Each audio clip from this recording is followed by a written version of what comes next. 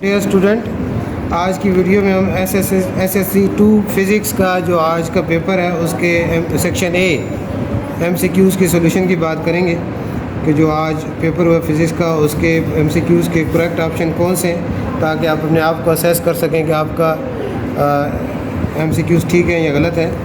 इसमें जो पहला है, half life of radio active element is 10 minutes after 30 minutes. एक हाफ लाइफ है 10 मिनट्स और 30 मिनट कितनी हाफ लाइफ होंगी?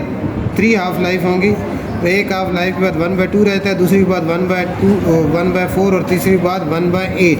ये ऑप्शन है 1/8, डी ऑप्शन इसका सही होगा। एमसीक्यूज़ है, ऐसे unit of electric potential. Electric potential की ऐसे यूनिट होती है जूल पर कूलम, तो इसका ऑप्शन सी होगा। उसके बाद नेक्स्ट है, if DC source of 80 volt is connected to the primary coil of a transformer with NP, number of turns primary coil 20 हैं और number of turns और secondary coil 5 हैं, then VS बताना है। और हमें पता है कि ट्रांसफार्मर आपका AC वोल्टेज को चेंज करता है, DC को चेंज नहीं करता, इसलिए क्या आएगा? इसका 0 ऑप्शन होगा, ये ऑप्शन ए आएगा।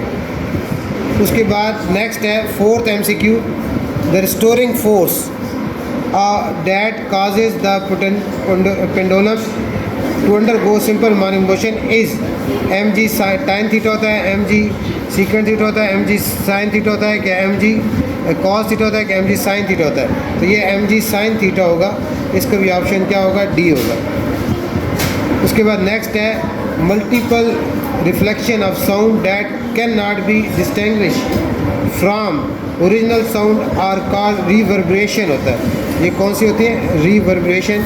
इसका ऑप्शन भी क्या है? डी है। उसके बाद टोटल इंटरनल रिफ्लेक्शन कब होता है? टोटल इंटरनल रिफ्लेक्शन उस वक्त होता है जब इंसिडेंट एंगल की वैल्यू क्रिटिकल एंगल से क्या हो? ग्रेटर हो। जब इंसिडेंट एंगल क्रिटिकल एंगल से ग्रेटर हो, ये ऑप्शन बी है। उसके बाद कैपेसिटेंस, आपको पता है Q = CV होता है, तो C जो कैपेसिटेंस है वो किसके इक्वल होता है? Q/V के। C = Q/V, ये ऑप्शन है। ये कौन सा ऑप्शन है? बी ऑप्शन है। उसके बाद नेक्स्ट है, if cost of 1 unit of electricity is 5, then cost of using 50 watt bulb for 240 hours. इसमें फार्मूला लगाना है आपने, 50 × 240 × 10 करके 1000 पे डिवाइड करना है, ये 120 आंसर आएगा। इसका ऑप्शन कौन सा है? बी। उसके बाद 1 ओम रेजिस्टेंस 1 ओम है और टाइम 20 है और करंट कितना है? 2 है।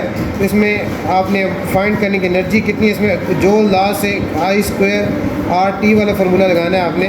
तो इसमें आपके पास I आपके पास 1 है, टाइम T20 है, करंट 2 है, 2 × 2 = 4 और 20 80 जूल पर कूलम पर, ये आएगा इसका 80। इसका ऑप्शन कौन सा? आपका ए ऑप्शन होगा। उसके बाद in step up transformer the turn ratio is 20। Step up transformer में NS/NP होगा और ये 20 के ऊपर है, क्रॉस मल्टीप्लिकेशन होगी तो NS = 20 NP होगा। NS = 20 NP, यही ए ऑप्शन इसका आएगा। उसके बाद नेक्स्ट है, द गिवन बोलियन एक्सप्रेशन यानी A+B² है, ये किसको रिप्रेजेंट कर रहा है? A+B हमारा और गेट को रिप्रेजेंट करता है और बार का साइन ये आपका नॉर गेट होगा। ये कौन सा होगा? NOR gate. ये भी आपका ए ऑप्शन आ रहा है। उसके बाद लास्ट है, the most suitable means of long distance transmission space में ये कौन सा यूज़ करते हैं? माइक्रोवेव यूज़ करते हैं हम। तो ये इसका ऑप्शन क्या होगा? सी होगा। तो ये आपके आज के पेपर के MCQs हैं। इसको की को देखते हुए आप चेक कर सकते हैं, अपने आप को असेस कर सकते हैं कि आपके कितने ऑप्शन ठीक हैं और कितने गलत हैं।